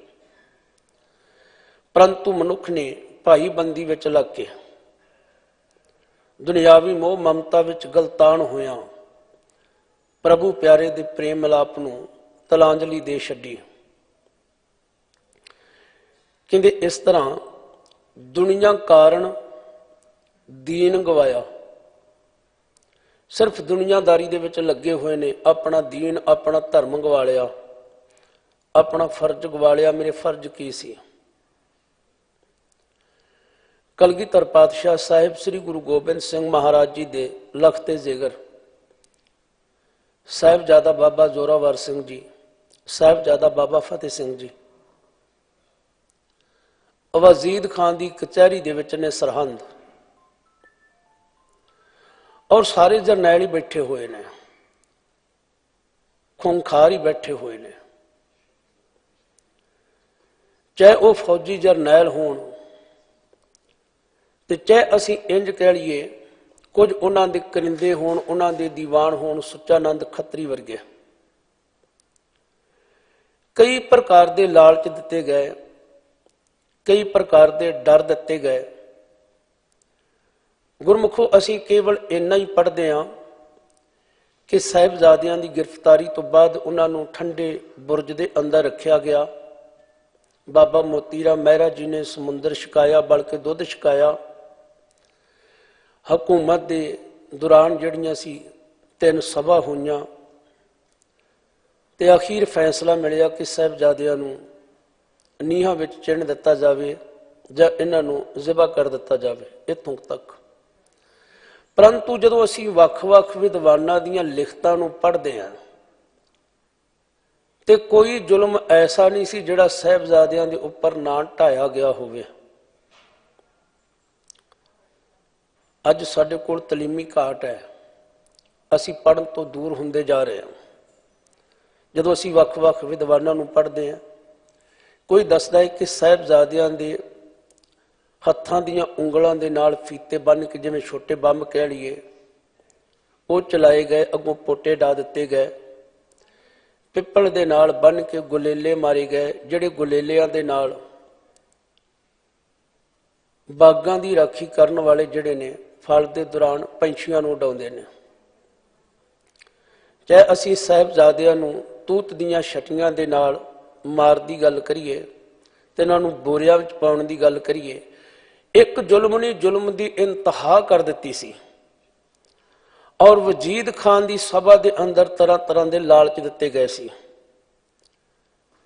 ਤੇ ਉਸ ਵੇਲੇ ਦੇਖੀਏ ਆਪਣੇ ਸੱਚ ਧਰਮ ਦੀ ਪਹਿਰੇਦਾਰੀ ਕਰਦਿਆਂ ਹੋਇਆਂ ਗੁਰੂ ਕੇ ਲਾਡਲਿਆਂ ਨੇ ਬੜੇ ਰੋਹਬ ਦੇ ਨਾਲ, ਬੜੀ ਚੜ੍ਹ ਦੇ ਨਾਲ ਹਕੂਮਤ ਨੂੰ ਡਾਂਟਦਿਆਂ ਹੋਇਆਂ ਇਹ ਬੋਲ ਕਹੇ ਸੀ ਜਿਨ੍ਹਾਂ ਨੂੰ ਅੱਲਾ ਜ਼ਾਰ ਖਾਂ ਨੇ ਕਲਮਬੰਦ ਕੀਤਾ ਹੋਇਆ ਹੈ। सतगुर के लाडलों ने दिया रोब से जवाब, आती नहीं शर्म है जरा तुझको ए नवाब। दुनिया के पीछे क्यों करता है दीन को खराब, किस जहाँ लिखा है जोर दिखा तो हमें किताब। तलीम जोर की कही कुरान में नहीं, खूबी तुम्हारे शाह के ईमान में नहीं। बल्कि उस जगह ते खड़के जिस जगह ते तरह तरह के लालच दिते गए होण, डर दिते गए होण, जुल्म किया गया होवे, परंतु सच धर्म की पगडंडी के उपर चलदिया होया सिख कौम के महान शहीद बाबा जोरावर सिंह और शहीद बाबा फतेह सिंह जी ਜਿਹੜੇ ਜ਼ਾਲਮਾਂ ਦੇ ਹੱਥੋਂ ਨੀਹਾਂ ਵਿੱਚ ਚਿਣੇ ਗਏ, ਖੰਜਰਾਂ ਦੇ ਨਾਲ ਕੋਹ ਕੇ ਸ਼ਹੀਦ ਕੀਤੇ ਗਏ, ਪਰੰਤੂ ਸੱਚ ਸੀ। ਉਹਨਾਂ ਨੇ ਐਸੀ ਸਿੱਖ ਕੌਮ ਦੀ ਉਸ ਨੀਂਹ ਨੂੰ ਆਪਣੇ ਸੀਸ ਦੇ ਕੇ ਬਰਕਰਾਰ ਰੱਖਿਆ, ਜਿਹਦੇ ਬਾਬਤ ਕਲਗੀਧਰ ਪਾਤਸ਼ਾਹ ਜੀ ਕਹਿੰਦੇ ਨੇ, ਪਹਿਲਾਂ ਪਿਤਾ ਕਟਾਇਆ ਅਬ ਬੇਟੇ ਕਟਾਊਂਗਾ, नानक का बाग खून जिगर से खिलाऊंगा। सतगुरु सच्चे पातशाह जी कहते ने, ऐसे मनुख जिन्हों ने दुनिया के पिछे लग के अपने दीन नूं गवा लिया, अपने धर्म नूं गवा लिया। बहुती वारी हुंदा गुरमुखो, दुनियादारी के मरतबियां नूं प्राप्त करने वास्ते, उच्चे मुकाम नूं हासिल करने वास्ते मनुख अपने धर्म के सिद्धांतां नूं भी छिक्के टंग दिंदा है। ये दुनिया एक ऐसा जादूगर का खेल है जिसनों समझ भी ना पाया, परंतु इस दुनिया के अंदर इन्ना गलतान हो गया कि अपने धर्म नूं, अपने फर्ज नूं, अपने आत्मिक सुकून नूं भी गवा बैठा। दोबारा इस श्लोक आप दी नज़र कर देवां। नानक दुनिया कैसी होई, सालक मित ना रहे हो कोई, भाई बंदी हेत चुकाया, दुनिया कारण दीन गवाया। आ दुनिया कारण ही है ना, धर्म के नाम के उपर राजनीति, धार्मिक ग्रंथ पोथियां का निरादर करना, दुनिया कारण ही है ना। बड़ी हैरानगी वाली गल हुंदी गुरमुखो, ऐसे बेसमझ लोगों नूं ये जान लेना चाहिए है। ये जिन्ने भी धार्मिक ग्रंथ पोथियां ने, चाहे वह श्री मद भगवत गीता होवे, चाहे वह बाइबल है, चाहे वह कुरान मजीद है, तो चाहे दीन दुनिया का वाली समुची मानवता नूं सर्ब सांझा उपदेश देने वाला धन श्री गुरु ग्रंथ साहिब महाराज, ये धार्मिक ग्रंथ पोथियां का सानू अदब करना चाहिए, सत्कार करना चाहिए। परंतु कुछ लोगों ने जान लिया कि सिखां दी दुख दी रग किहड़ी है। कुछ सालों तो आपां देख रहे हैं पंजाब दे अंदर, होर भी है साडे गवांढी मुल्कां दी गल कर लईए, हिंदुस्तान दीयां होर भी स्टेटां ने, परंतु पंजाब नूं हथियाउण वास्ते, राज सत्ता नूं प्राप्त करने वास्ते, क्योंकि कोई धार्मिक व्यक्ति इस तरह नहीं करवा सकता, राजसी ताकत तो बिना कुछ एजेंसियां जो सिखां दी मानसिकता का शोषण करना लोचदियां ने, जो इन्हां नूं दबाउणा लोचदियां ने, ते कदे श्री गुरु ग्रंथ साहिब महाराज जी के पावन स्वरूप का निरादर हो गया, गुटका साहिब का निरादर हो गया, ते कदे कदे तां इत्थों तक भी तहैया कर दिता जाता है कि सिखां दे मुकद्दस अस्थान सचखंड श्री हरमंदर साहिब विखे भी कि असी सिख भावना दे नाल खिलवाड़ करने की कोशिश करिए। पिछले दिन ही हुई भी, उहदा खमियाजा भी भुगतना पिया। सो कहण तो मुराद धर्म के नाम के उपर राजनीति नहीं होनी चाहिए। आज साडे इंडिया के अंदर ਸਿਆਸੀ ਅਖਾੜੇ ਦੇ ਅੰਦਰ ਧਰਮ ਨੂੰ ਕੇਵਲ ਤੇ ਕੇਵਲ ਇੱਕ ਫੁੱਟਬਾਲ ਸਮਝਿਆ ਹੋਇਆ ਹੈ। ਰੱਬ ਦਾ ਵਾਸਤਾ ਹੈ, ਰੱਬ ਦਾ ਖੌਫ ਖਾਈਏ, ਇਹਦੇ ਨਾਲ ਕੋਈ ਸਾਡਾ ਬਹੁਤਾ ਚੰਗਾ ਨਹੀਂ ਹੋਵੇਗਾ।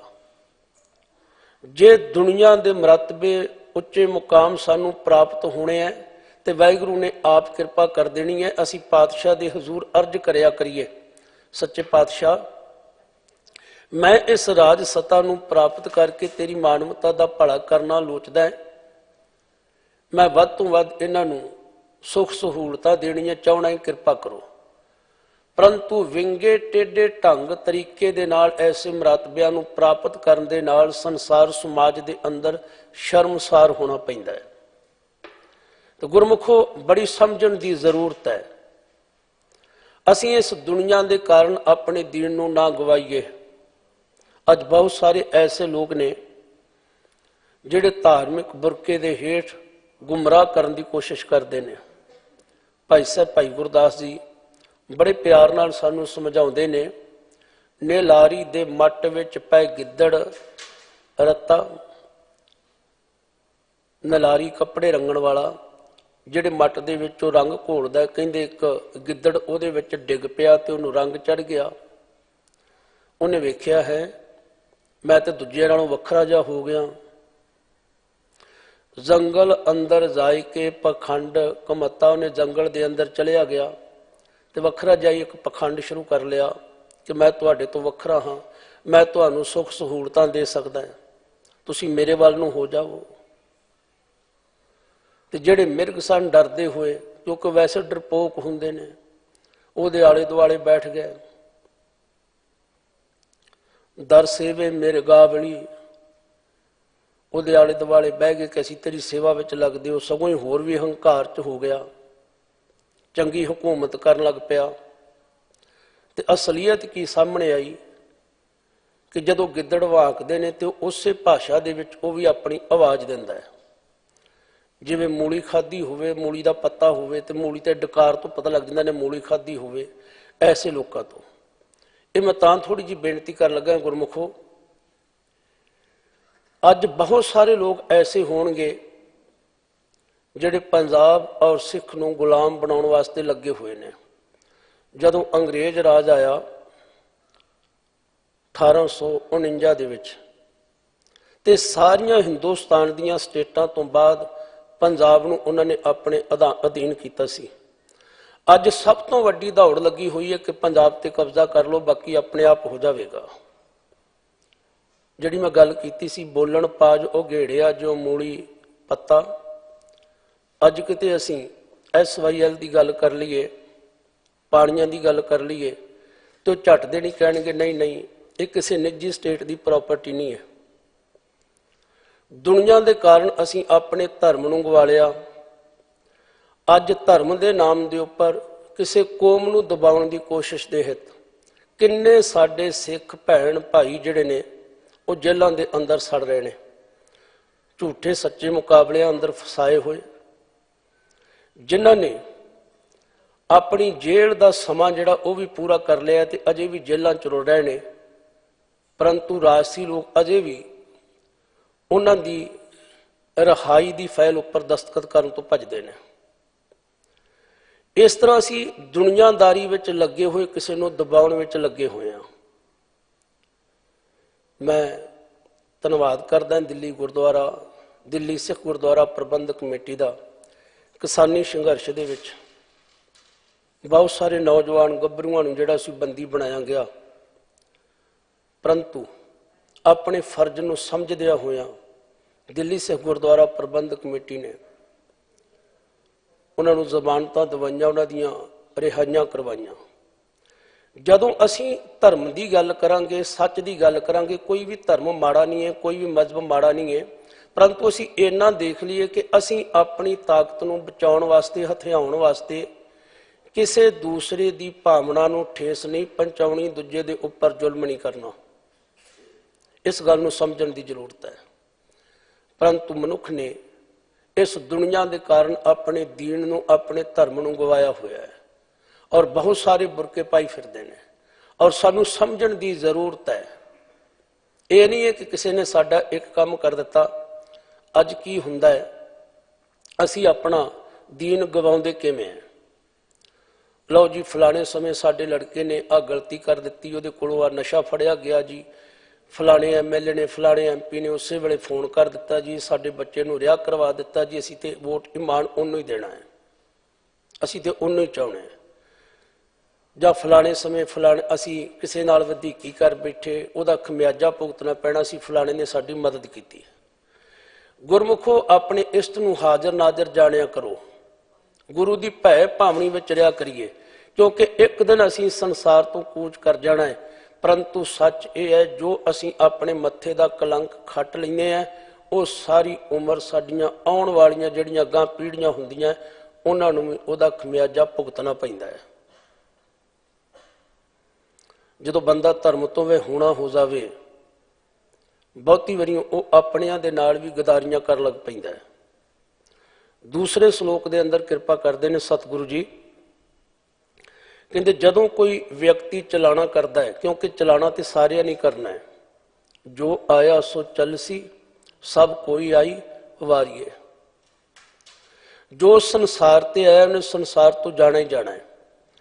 ਪਰੰਤੂ ਬੰਦਾ ਜਿਹੜਾ ਸੀ ਧਰਮ ਤੋਂ ਵਿਹੂਣਾ, ਉਹ ਪਰਿਵਾਰਕ ਮੋਹ ਦੇ ਵਿੱਚ ਇੰਨਾ ਗਲਤਾਨ ਹੋਇਆ ਪਿਆ ਹੈ ਕਿ ਬਾਲਕ ਮਰੇ ਬਾਲਕ ਕੀ ਲੀਲਾ, ਕਹਿ ਕਹਿ ਰੋਵੇ ਬਾਲ ਰੰਗੀਲਾ, ਜਿਸਕਾ ਸਾਹ ਸੋ ਤਿਨ ਹੀ ਲਿਆ, ਭੂਲਾ ਰੋਵਣ ਹਾਰਾ ਹੈ। ਜੇ ਤੇ ਉਹ ਬਾਲਕ ਬਚਪਨ ਦੇ ਵਿੱਚ ਹੀ ਚਲਿਆ ਗਿਆ, ਫਿਰ ਉਹਦੀਆਂ ਤੋਤਲੀਆਂ ਗੱਲਾਂ ਨੂੰ ਯਾਦ ਕਰ ਕਰਕੇ ਵਿਹੜੇ ਵਿੱਚ ਉਸਦੇ ਖੇਡਦੇ ਹੋਏ ਨੂੰ ਚੇਤੇ ਵਿੱਚ ਲਿਆ ਕੇ ਬੰਦਾ ਉਸ ਨੂੰ ਰੋਂਦਾ ਹੈ, ਕਲਪਦਾ ਹੈ। ਬੱਚਾ ਬੜਾ ਹਸਮੁਖ ਸੀ, ਹਰੇਕ ਦੇ ਦਿਲ ਨੂੰ ਮੋਹ ਲੈਂਦਾ ਸੀ, ਬੜੀਆਂ ਪਿਆਰੀਆਂ ਗੱਲਾਂ ਕਰਦਾ ਸੀ। ਬਾਲਕ ਮਰੇ ਬਾਲਕ ਕੀ ਲੀਲਾ, ਕਹਿ ਕਹਿ ਰੋਵੇ ਬਾਲ ਰੰਗੀਲਾ, ਜਿਸਕਾ ਸਾਹ ਸੋ ਤਿਨ ਹੀ ਲਿਆ, ਭੂਲਾ ਰੋਵਣ ਹਾਰਾ ਹੈ। ਪਰ ਜੋਬਨ ਮਰ ਜਾਏ ਕਹਿ ਕੀਜੈ, ਮੇਰਾ ਮੇਰਾ ਕਰ ਰੋ ਵਿਜੈ, ਮਾਇਆ ਕਾਰਨ ਰੋਏ ਵੈ ਗੁੱਚੈ, ਧ੍ਰਿਗ ਜੀਵਨ ਸੰਸਾਰਾ ਹੈ। ਜਵਾਨ ਅਵਸਥਾ ਦੇ ਵਿੱਚ ਚਲਾਣਾ ਕਰ ਜਾਵੇ ਤੇ ਫਿਰ ਵੀ ਮਨੁੱਖ ਜਿਹੜਾ ਉਸ ਨੂੰ ਰੋਂਦਾ ਕਲਪਦਾ ਹੈ, ਹੁਣ ਤਾਂ ਜਵਾਨ ਹੋ ਗਿਆ ਸੀ, ਇਹ ਧੀ ਪੁੱਤਰ ਵਡੇਪੇ ਵਿੱਚ ਮੇਰੀ ਡੰਗੋਰੀ ਬਣਨੀ ਸੀ। ਜਿਹੜੇ ਉਹਨੇ ਸਾਨੂੰ ਸੁੱਖ ਦਿੱਤੇ ਹੁੰਦੇ ਨੇ, ਕਮਾਈ ਕਰ ਕਰਕੇ ਦਿੱਤੀ ਹੁੰਦੀ ਹੈ, ਅਸੀਂ ਉਹ ਗੁਣਾਂ ਨੂੰ ਯਾਦ ਕਰ ਕਰਕੇ ਰੋਂਦੇ ਹਾਂ। ਆਉਣ ਵਾਲੇ ਸਮੇਂ 'ਚ ਜਿਹੜੇ ਉਹਨੇ ਸੁੱਖ ਦਿਖਾਉਣੇ ਹੁੰਦੇ ਆ, ਭਾਵੇਂ ਉਹ ਨਾ ਹੀ ਵਿਖਾਵੇ, ਪਰ ਸਾਡੀ ਮਾਨਸਿਕ ਕਲਪਨਾ ਐਸੀ ਹੁੰਦੀ ਹੈ, ਅਸੀਂ ਉਹਨਾਂ ਨੂੰ ਯਾਦ ਕਰ ਕਰਕੇ ਰੋਂਦੇ ਹਾਂ। ਇਸ ਤਰ੍ਹਾਂ ਮਨੁੱਖ ਜਿਹੜਾ ਹੈ ਉਹ ਮਰਿਆ ਹੋਇਆਂ ਨੂੰ ਯਾਦ ਕਰ ਕਰਕੇ, ਉਹਨਾਂ ਵੱਲੋਂ ਕੀਤੇ ਹੋਏ ਗੁਣਾਂ ਨੂੰ ਯਾਦ ਕਰ ਕਰਕੇ, ਉਹਨਾਂ ਵੱਲੋਂ ਮਿਲਣ ਵਾਲੇ ਸੁੱਖਾਂ ਨੂੰ ਯਾਦ ਕਰ ਕਰਕੇ ਰੋਂਦਾ ਹੈ। ਭੈ ਰੋਵੈ ਗੁਣ ਸਾਰ ਸੰਭਾਲੇ, ਕੋ ਮਰੇ ਨਾ ਮੋਇਆ ਨਾਲੇ। ਰੋਂਦਾ ਜ਼ਰੂਰ ਹੈ, ਕਲਪਦਾ ਜ਼ਰੂਰ ਹੈ, ਪਰ ਨਾਲ ਸਤਿਗੁਰੂ ਇਹ ਵੀ ਕਿਰਪਾ ਕਰਦੇ ਨੇ, ਕੋਈ ਵੀ ਕਿਸੇ ਦੇ ਨਾਲ ਮਰਦਾ ਨਹੀਂ ਹੈ। ਪ੍ਰਾਣੀ ਦੇ ਚਲਾਣੇ ਤੋਂ ਬਾਅਦ ਪਿੱਟ ਸਿਆਪਾ ਤਾਂ ਕੀਤਾ ਜਾਂਦਾ ਹੈ, ਕਿਉਂਕਿ ਜੋ ਸਾਡੀਆਂ ਸਮਾਜ ਦੀਆਂ ਰਵਾਇਤਾਂ ਨੇ, ਠੀਕ ਹੈ, ਜਿਨ੍ਹਾਂ ਨੂੰ ਗੁਰਮਤਿ ਦੀ ਪ੍ਰਾਪਤੀ ਹੈ, ਜਿਨ੍ਹਾਂ ਨੂੰ ਗੁਰਮਤਿ ਸਿਧਾਂਤਾਂ ਦੀ ਸਮਝ ਹੈ, ਉਹ ਤਾਂ ਆਪਣੇ ਗੁਰੂ ਦੇ ਭਾਣੇ ਨੂੰ ਸਤ ਕਰਕੇ ਜਾਣ ਲੈਣਗੇ। ਨਹੀਂ ਤੇ ਸਾਡੇ ਸਮਾਜ ਦੇ ਅੰਦਰ ਇਹ ਜੋ ਰਵਾਇਤਾਂ ਬਣੀਆਂ ਹੋਈਆਂ ਨੇ, ਉਹਨਾਂ ਦੇ ਮੁਤਾਬਕ ਜਦੋਂ ਕਿਸੇ ਪ੍ਰਾਣੀ ਨੇ ਚਲਾਣਾ ਕਰ ਜਾਣਾ ਤੇ ਕਿਸੇ ਮਰਾਸਣ ਜਾਂ ਨੈਣ ਭੈਣ ਨੂੰ ਬੁਲਾਇਆ ਜਾਣਾ, ਉਹਨੇ ਸਾਰੀਆਂ ਮਾਈਆਂ ਨੂੰ ਇਕੱਠਿਆਂ ਕਰ ਲੈਣਾ ਤੇ ਵਿਚਕਾਏ ਖਲੋ ਕੇ ਲਾਹਣੀਆਂ ਪੜ੍ਹਨੀਆਂ। ਅਲਾਉਣੀਆਂ ਸਰਲੇਖ ਦੇ ਹੇਠ ਸਤਿਗੁਰਾਂ ਨੇ ਬਾਣੀ ਉਚਾਰਨ ਕੀਤੀ ਹੈ, ਜਿਸ ਦੇ ਅੰਦਰ ਸਾਨੂੰ ਇਹ ਜੀਵਨ ਦਾ ਸੱਚ ਦ੍ਰਿੜ ਕਰਵਾਇਆ ਹੈ। ਫਿਰ ਉਹਨੇ ਜਿਵੇਂ ਜਿਵੇਂ ਅੱਗੇ ਅੱਗੇ ਬੋਲਣਾ, ਤਿਵੇਂ ਤਿਵੇਂ ਦੂਸਰਿਆਂ ਨੇ ਮਗਰ ਬੋਲਣਾ। ਫਿਰ ਉਹਨਾਂ ਨੂੰ ਦੱਸਣਾ ਕਿ ਤੁਸੀਂ ਗੱਲਾਂ ਤੇ ਹੱਥ ਮਾਰਨੇ, ਛਾਤੀ ਤੇ ਹੱਥ ਮਾਰਨੇ, ਪੱਟਾਂ ਤੇ ਹੱਥ ਮਾਰਨੇ, ਇਹਨੂੰ ਕਹਿੰਦੇ ਸੀ ਪਿੱਟ ਸਿਆਪਾ। ਤੇ ਜੇ ਕਿਸੇ ਬੀਬੀ ਭੈਣ ਦੇ ਕੋਲੋਂ ਉਸ ਰਾਗ ਦੇ ਵਿੱਚ ਰੋਇਆ ਨਾ ਜਾਣਾ, ਉਸ ਆਵਾਜ਼ ਵਿੱਚ ਰੋਇਆ ਨਾ ਜਾਣਾ, ਜਾਂ ਉਹਦੇ ਕੋਲੋਂ ਇਸ ਤਰ੍ਹਾਂ ਦਾ ਕੋਈ ਐਕਸ਼ਨ ਨਾ ਹੋਣਾ, ਉਹਨੂੰ ਬਾਹਰ ਕੱਢ ਦਿੱਤਾ ਜਾਂਦਾ ਸੀ। ਪਰੰਤੂ ਮੇਰੇ ਸਤਿਗੁਰੂ ਸੱਚੇ ਪਾਤਸ਼ਾਹ ਜੀ ਕਹਿੰਦੇ ਨੇ, ਹੈ ਕਰਕੇ ਉਹ ਕਰੇਣ, ਗੱਲਾਂ ਪਿੱਟਣ ਸਿਰ ਖੋਹੇਣ। ਜਦੋਂ ਪ੍ਰਾਣੀ ਚਲਾਣਾ ਕਰ ਜਾਂਦਾ ਹੈ ਫਿਰ ਅਸੀਂ ਹੈ ਕਰਕੇ, ਓਏ ਹੋਏ ਕਰਕੇ, ਬਲਕਿ ਇਹ ਜਿਹੜੀਆਂ ਉਹਦੀਆਂ ਹੇਕ ਦੀਆਂ ਆਵਾਜ਼ਾਂ ਹੁੰਦੀਆਂ ਸੀ, ਇਹ ਸ਼ਬਦ ਜਿਹੜੇ ਹੁੰਦੇ ਨੇ ਇਹਨਾਂ ਤੋਂ ਅੱਗੇ ਕੋਈ ਸ਼ਬਦ ਨਹੀਂ ਰਹਿ ਜਾਂਦਾ। ਜਦੋਂ ਅਸੀਂ ਪ੍ਰਸੰਨ ਚਿੱਤ ਹੋਈਏ ਤੇ ਕਹਿੰਦੇ ਵਾਹ, ਤੇ ਵਾਹ ਤੋਂ ਅਗਲੇ ਪਾਸੇ ਕੋਈ ਸ਼ਬਦ ਹੋਰ ਨਹੀਂ ਰਹਿ ਜਾਂਦਾ। ਇਸੇ ਤਰ੍ਹਾਂ ਜਦੋਂ ਅਸੀਂ ਕਹਿੰਦੇ ਹਾਏ, ਇਹ ਤੋਂ ਅੱਗੇ ਵੀ ਸ਼ਬਦ ਕੋਈ ਨਹੀਂ ਰਹਿ ਜਾਂਦਾ। ਓਹੋ, ਕਹਿੰਦੇ ਹੈ ਕਰਕੇ ਉਹ ਕਰੇਣ ਗੱਲਾਂ ਪਿੱਟਣ ਸਿਰ ਖੋਹੇਨ। ਫਿਰ ਉਹ ਗੱਲਾਂ ਪਿੱਟਦੇ ਨੇ, ਖਾਸ ਕਰਕੇ ਬਜ਼ੁਰਗ ਮਾਈਆਂ ਜਾਂ ਜਿਹੜੀਆਂ ਨਵ ਵਿਆਹੀਆਂ ਔਰਤਾਂ ਹੁੰਦੀਆਂ ਨੇ, ਆਪਣੇ ਸੁਹਾਗ ਦੇ ਚਲੇ ਜਾਣ ਤੇ ਆਪਣੇ ਵਾਲ ਖਿਲਾਰ ਖਿਲਾਰ ਕੇ ਰੋਂਦੀਆਂ ਨੇ। ਕਾਕੀ ਮਾਈ ਕਾਕੂ ਬਾਪ ਨਾਮ ਤਰੀਕ ਝੂਠੇ ਸਭ ਸਾਕ,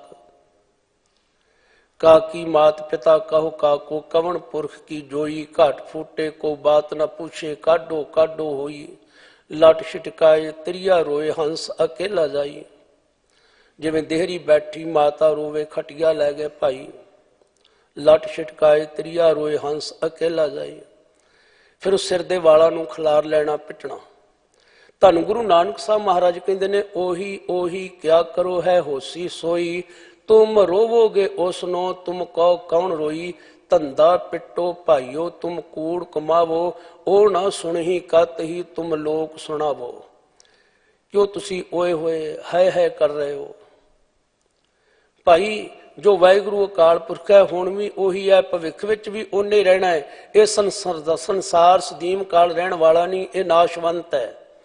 केवल ते केवल एक वाहिगुरु अकाल पुरख है जो आद सच जुगाद सच है, भी सच नानक होसी भी सच है। ओही ओही क्या करो है होसी सोई, तुम रोहोगे उसनो तुम कहो कौन रोई, धंधा पिटो भाइयो तुम कूड़ कमावो। ये जो तुसी धंधा कर रहे हो, पिट सियापा कर रहे हो, ये केवल तुसी लोकां नूं विखा रहे हो। ये तुसी केवल ते केवल विखावा कर रहे हो, ये व्यर्थ है। क्योंकि जो चलाना कर गया है उन्हें तुहाडी आवाज नूं नहीं सुनना। ओ ना सुन ही कत ही तुम लोग सुनावो। इस वास्ते असी इस तरह दीयां गलत रवायतां नूं छड्ड के केवल ते केवल एक वाहिगुरु अकाल पुरख दे हुक्म नूं सत करके जानना है। क्योंकि आवत किने ना रखिया जावत क्यों रखिया जाए। जे असी उन्हों जन्म लैण तो नहीं रोक सके तो मरण तो भी साडे कोल कोई चारा नहीं, असी बचा सकीए, साडे कोल कोई चारा नहीं है। परंतु बंदा दावेदारियां करता है कि जे मैं उन्होंने फलानी जगह ते लै जांदा, ढिंगड़ी जगह ते लै जांदा, उन्हें बच जाना सी। ते मैं गुरबाणी दे दो प्रमाण आप जी नाल सांझे करां। मेरा पातशाह कहंदा जिसकी पुजे औद तिसे कौन राखी, वैद के अन के उपाव कहाँ लो पाखी। ਜਦੋਂ ਕਿਸੇ ਦੀ ਉਮਰ ਪੁੱਗ ਜਾਵੇ, ਕਿੰਨੇ ਡਾਕਟਰ ਹਕੀਮ ਬੈੱਡ ਦੇ ਆਲੇ ਦੁਆਲੇ ਆਪਣੇ ਉਪਚਾਰਾਂ ਆਪਣੇ ਫਾਰਮੂਲਿਆਂ ਦੀ ਗੱਲ ਕਰਦੇ ਹੋਣ, ਆਪਣੇ ਨੁਸਖਾ ਅਜ਼ਮਾਈ ਕਰਦੇ ਹੋਣ, ਕਿਉਂਕਿ ਡਾਕਟਰ ਕੇਵਲ ਤੇ ਕੇਵਲ ਮਰੀਜ਼ ਦਾ ਇਲਾਜ ਕਰ ਸਕਦਾ ਹੈ, ਮੌਤ ਦਾ ਇਲਾਜ ਨਹੀਂ ਕਰ ਸਕਦਾ। जो समा लिखिया है उहदे तो ना वध सकता है ना घट सकता है। हाँ असी अपने हौसला देने वास्ते किसी डॉक्टर नूं कह सकते हैं जी साडी गल करवा दिओ, जिवें असीं आम कहने जी एक टीका आउंदा है 24 घंटे बंदा गल्लां करदा है, बिल्कुल नहीं है। गण काले सब दिवस सास नहीं बढ़न घटन तिल सार।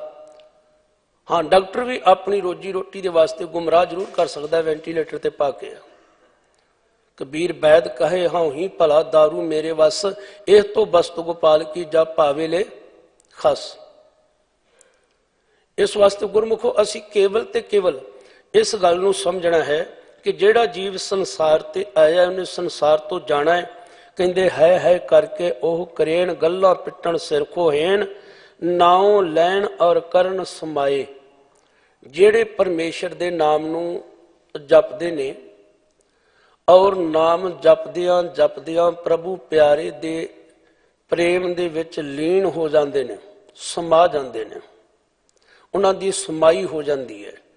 परमेश्वर दे नाम नूं जपदियां जपदियां जिन्हां दे अंदरों उठदे होए तरह तरह दे संकल्प विकल्प रुक जाते हैं। मानसिक तौर पर जिन्हां नूं शांति मिल जाती है। एक बेनती करा, वैसे कोई प्राणी चलाना कर जे तो उदों अरदास की जाती हुई कि विछड़ी रूह नूं आत्मक शांति बख्शिओ। ਅਸੀਂ ਸਮਝਦੇ ਸ਼ਾਇਦ ਮਰਨ ਤੋਂ ਬਾਅਦ ਸ਼ਾਂਤੀ ਚਾਹੀਦੀ ਹੁੰਦੀ ਹੈ। ਇਸ ਗੱਲ ਨੂੰ ਸਮਝਣ ਦੀ ਜ਼ਰੂਰਤ ਹੈ। ਗੁਰਮੁਖੋ, ਜਿਉਂਦੇ ਜੀ ਸਾਨੂੰ ਮਾਨਸਿਕ ਸ਼ਾਂਤੀ ਦੀ ਲੋੜ ਹੈ। ਕਿਤੇ ਭਾਈ ਸਾਹਿਬ ਅਰਦਾਸ ਕਰਦੇ ਨਾ, ਕੋਈ ਖੁਸ਼ੀ ਖੁਸ਼ਹਾਲੀ ਦਾ ਮਾਹੌਲ ਹੋਵੇ, ਸਾਰਥ ਹੋਵੇ, ਤੇ ਭਾਈ ਸਾਹਿਬ ਕਹਿਣ ਸੱਚੇ ਪਾਤਸ਼ਾਹ ਸਾਰੇ ਪਰਿਵਾਰ ਨੂੰ ਮਾਨਸਿਕ ਸ਼ਾਂਤੀ ਬਖਸ਼ਿਓ, ਤੇ ਅਸੀਂ ਭਾਈ ਦੇ ਗਲ ਪੈ ਜਾਵਾਂਗੇ। ਇਹ ਤੇ ਮਰਿਆਂ ਦੇ ਵੇਲੇ ਅਰਦਾਸ ਕਰੀਦੀ। ਮਰਨ ਤੋਂ ਬਾਅਦ ਮਾਨਸਿਕ ਸ਼ਾਂਤੀ ਦੀ ਜ਼ਰੂਰਤ ਨਹੀਂ ਹੈ। ਮਨ ਸਾਡਾ ਹੁਣ ਭਟਕ ਰਿਹਾ ਹੈ, ਹੁਣ ਇੱਕ ਜਗ੍ਹਾ ਤੇ ਨਹੀਂ ਟਿਕ ਰਿਹਾ। ਸਾਨੂੰ ਹੁਣ ਲੋੜ ਹੈ ਕਿ ਸੱਚੇ ਪਾਤਸ਼ਾਹ ਕਿਰਪਾ ਕਰੋ ਸਾਡੇ ਮਨ ਦਾ ਟਿਕਾਊ ਹੋ ਜਾਵੇ, ਕਿਉਂਕਿ ਮਨ ਦਾ ਟਿਕ ਜਾਣਾ ਹੀ ਸਮਾਧੀ ਹੁੰਦਾ ਹੈ। ਅੱਖਾਂ ਮੀਟਣ ਦਾ ਨਾਮ ਸਮਾਧੀ ਨਹੀਂ ਹੈ। ਜਦੋਂ ਤਰ੍ਹਾਂ ਤਰ੍ਹਾਂ ਦੇ ਉੱਠਦੇ ਹੋਏ ਸੰਕਲਪ ਵਿਕਲਪ ਮਨ ਦੇ ਅੰਦਰੋਂ ਖਤਮ ਹੋ ਜਾਣ, ਮਨ ਦਾ ਟਿਕਾਊ ਹੋ ਜਾਵੇ, ਇਹਨੂੰ ਕਿਹਾ ਜਾਂਦਾ ਹੈ ਸਮਾਧੀ ਲੱਗ ਜਾਣੀ, ਲਿਵਲੀਨ ਹੋ ਜਾਣਾ। ਨਾਉ ਲੈਣ ਔਰ ਕਰਨ ਸਮਾਏ, ਨਾਨਕ ਤਿੰਨ ਬਲਹਾਰੇ ਜਾਏ। ਸਤਿਗੁਰੂ ਗੁਰੂ ਨਾਨਕ ਸਾਹਿਬ ਮਹਾਰਾਜ ਕਿਰਪਾ ਕਰਦੇ ਨੇ, ਫਿਰ ਐਸੀਆਂ ਮੁਬਾਰਕ ਰੂਹਾਂ ਤੋਂ ਮੈਂ ਬਲਹਾਰੇ ਜਾਣਾ ਹੈ, ਉਵਾਰਨੇ ਜਾਂਦਾ ਹਾਂ, ਜਿਨ੍ਹਾਂ ਨੇ ਦੁਨੀਆ ਵਿੱਚ ਰਹਿੰਦਿਆਂ ਹੋਇਆਂ ਦੀਨ ਦਾ ਪੱਲਾ ਨਹੀਂ ਛੱਡਿਆ, ਧਰਮ ਦਾ ਪੱਲਾ ਨਹੀਂ ਛੱਡਿਆ।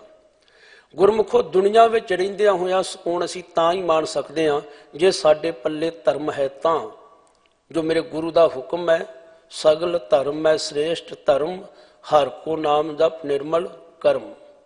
ਜਦੋਂ ਅਸੀਂ ਪ੍ਰਭੂ ਪਿਆਰੇ ਨਾਲ ਜੁੜੇ ਹੋਵਾਂਗੇ, ਅਸੀਂ ਸੰਸਾਰਿਕ ਜੀਵਨ ਜਿਉਂਦਿਆਂ ਹੋਇਆਂ, ਪਰਮਾਰਥਿਕ ਜੀਵਨ ਜਿਉਂਦਿਆਂ ਹੋਇਆਂ ਇਸ ਮਨੁੱਖੀ ਜੀਵਨ ਦੀ ਬਾਜੀ ਨੂੰ ਵੀ ਜਿੱਤ ਜਾਵਾਂਗੇ ਔਰ ਆਤਮਿਕ ਸਕੂਨ ਨੂੰ ਵੀ ਮਾਣ ਸਕਾਂਗੇ। ਇਸ ਵਾਸਤੇ ਵਾਹਿਗੁਰੂ ਅਕਾਲ ਪੁਰਖ ਦੇ ਹਜ਼ੂਰ ਅਸਾਂ ਨੂੰ ਬੇਨਤੀ ਕਰ ਲੈਣੀ ਚਾਹੀਦੀ, ਪਾਤਸ਼ਾਹ ਜੀ ਅਸੀਂ ਵੀ ਇਸ ਦੁਨੀਆਦਾਰੀ ਦੇ ਵਿੱਚ ਲੱਗੇ ਹੋਏ ਅੱਜ ਆਤਮਿਕ ਤੌਰ ਤੇ ਪਰੇਸ਼ਾਨ ਆ, ਕਿਉਂਕਿ ਸੱਚ ਹੈ ਅਸੀਂ ਅੰਦਰੋਂ ਖਿੰਡੇ ਹੋਏ ਹਾਂ, ਅੰਦਰੋਂ ਅਸੀਂ ਪਰੇਸ਼ਾਨ ਹਾਂ। ਤੇ ਸਾਡੀ ਅੰਦਰਲੀ ਪਰੇਸ਼ਾਨੀ ਜਿਹੜੀ ਹੈ ਕੋਈ ਦੁਨੀਆ ਦਾ ਵਿਅਕਤੀ ਬਾਹਰੋਂ ਦੂਰ ਨਹੀਂ ਕਰ ਸਕਦਾ।